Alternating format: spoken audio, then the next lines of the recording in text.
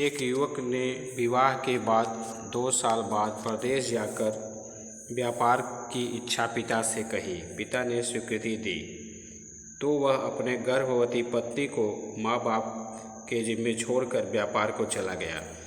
प्रदेश में मेहनत से बहुत धन कमाया। 17 वर्ष धन कमाने में बीत गए तो संतुष्टि हुई और वापस घर लौटने की इच्छा हुई। पत्नी को पत्र लिखकर आने की सूचना दी और जहाज में बैठ गया। उसे जहाज में एक व्यक्ति मिला जो दुखी मन से बैठा था। सेठ ने उसकी उदासी का कारण पूछा तो उसने बताया कि इस देश में ज्ञान की कोई कद्र नहीं है। मैं यहाँ ज्ञान के सूत्र बेचने आया था पर कोई लेने को तैयार नहीं है।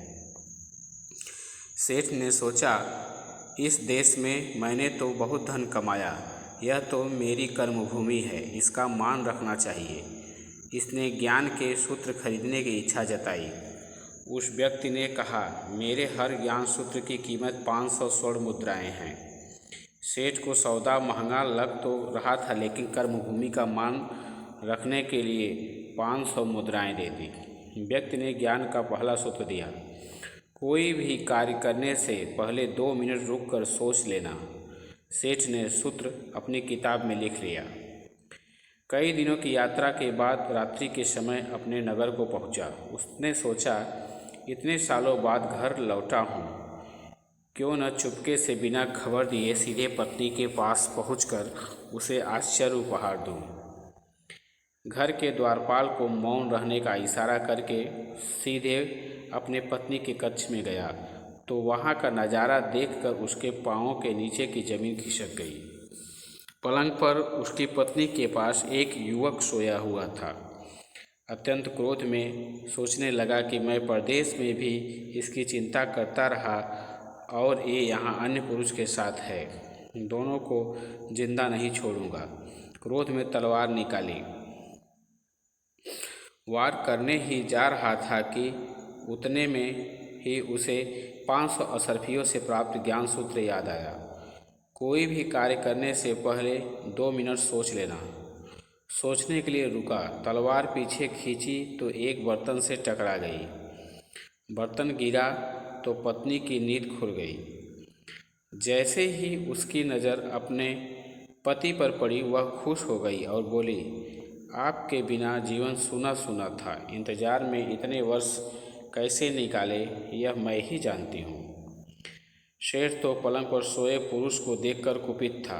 पत्नी ने युवक को उठाने के लिए कहा, बेटा जाग, तेरे पिता आए हैं। युवक उठकर जैसे ही पिता को प्रणाम करने के झुका, माथे की पगड़ी गिर गई, उसके लंबे बाल बिखर गए। सेठ की पत्नी ने कहा, स्वामी ये आपकी बेटी है। पिता के बिना इसकी मान को कोई आँच न आए, इसलिए मैंने इसे बचपन से ही पुत्र के समान ही पालन पोषण और संस्कार दिए हैं। यह सुनकर सेठ की आंखों से आंसू बह निकले। पत्नी और बेटी को गले लगाकर सोचने लगा कि यदि आज मैंने उस ज्ञान सूत्र को नहीं अपनाया होता तो जल्दबाजी में कितना अनर्थ हो जाता। मेरे ही हाथों मेरा निर्दोष परिवार खत्म हो जाता। ज्ञान का यह सूत्र उस दिन तो मुझे महंगा लग रहा था, लेकिन ऐसे सूत्र के लिए तो मैं 500 असरफिया बहुत कम है। ज्ञान अनमोल है। इस कथा का सार यह है कि जीवन के 2 मिनट जो दुखों से बचाकर सुख की बरसात कर सकते हैं, वे क्रोध के 2 मिनट हैं। भागवत में भी यही संदेश दिया गया है। कहा गया है कि यदि तुम्हारे काम से किसी का अपकार होता है तो उस काम को एक दिन के लिए टाल दो। यदि उपकार होता हो तो तुरंत करो, ताकि कहीं उपकार का विचार न बदल जाए। कहानी अच्छी लगे तो मेरे चैनल को सब्सक्राइब भी कीजिए और बेल आइकन को दबाएं।